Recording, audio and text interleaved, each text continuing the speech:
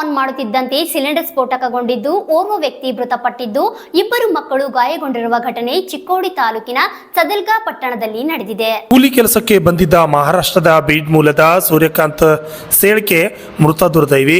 ಮತ್ತೋರ್ವ ಕಾರ್ಮಿಕ ಜ್ಞಾನೋದಯ ಎಂಬಾತನಿಗೆ ಗಂಭೀರವಾಗಿ ಗಾಯವಾಗಿದ್ದು ಆತನನ್ನ ಚಿಕ್ಕೋಡಿ ತಾಲೂಕು ಆಸ್ಪತ್ರೆಗೆ ದಾಖಲು ಮಾಡಲಾಗಿದೆ. ಸಿಲಿಂಡರ್ ಸ್ಫೋಟದ ತೀವ್ರತೆಗೆ ಪಕ್ಕದ ಮನೆ ಗೋಡೆ ಕುಸಿದು ಇಬ್ಬರು ಮಕ್ಕಳಿಗೆ ಸಣ್ಣ ಪುಟ್ಟ ಗಾಯವಾಗಿದೆ. ಮಕ್ಕಳಿಬ್ಬರನ್ನ ಸ್ಥಳೀಯ ಆಸ್ಪತ್ರೆಗೆ ದಾಖಲು ಮಾಡಲಾಗಿದ್ದು ಚಿಕಿತ್ಸೆ ಕೊಡಿಸಲಾಗ್ತಾ ಇದೆ. ಸದಲ್ಗಾ ಪೊಲೀಸ್ ಠಾಣಾ ವ್ಯಾಪ್ತಿಯಲ್ಲಿ ಘಟನೆ ನಡೆದಿದ್ದು ಗ್ಯಾಸ್ ಪೈಪ್ ಕಟ್ ಆಗಿ ರಾತ್ರಿಯಿಡೀ ಸೋರಿಕೆಯಾಗಿದೆ.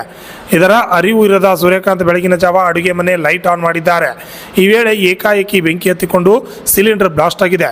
ಸೂರ್ಯಕಾಂತ್ ಸುಟ್ಟ ಗಾಯಗಳಿಂದ ಸ್ಥಳದಲ್ಲಿಯೇ ಮೃತಪಟ್ಟಿದ್ದಾರೆ. ಸ್ಫೋಟದ ತೀವ್ರತೆಗೆ ಮನೆಯ ಗೋಡೆ ಕುಸಿದು ಪಕ್ಕದ ಮನೆಯ ಗೋಡೆಗೂ ಕೂಡ ಹಾನಿಯಾಗಿದೆ. ಮಕ್ಕಳಿಬ್ಬರ ಮೇಲೆ ಗೋಡೆ ಬಿದ್ದ ಪರಿಣಾಮ ಗಾಯಗೊಂಡಿದ್ದಾರೆ. ಸ್ಥಳಕ್ಕೆ ಸದಲ್ಗಾ ಪೊಲೀಸ್ ಠಾಣೆಯ ಪೊಲೀಸರು ಭೇಟಿ ನೀಡಿ ಪರಿಶೀಲನೆ ನಡೆಸಿದ್ದಾರೆ. ಸದಲ್ಗಾ ಪೊಲೀಸ್ ಠಾಣೆಯಲ್ಲಿ ಈ ಸಂಬಂಧ ಪ್ರಕರಣ ದಾಖಲಾಗಿದೆ.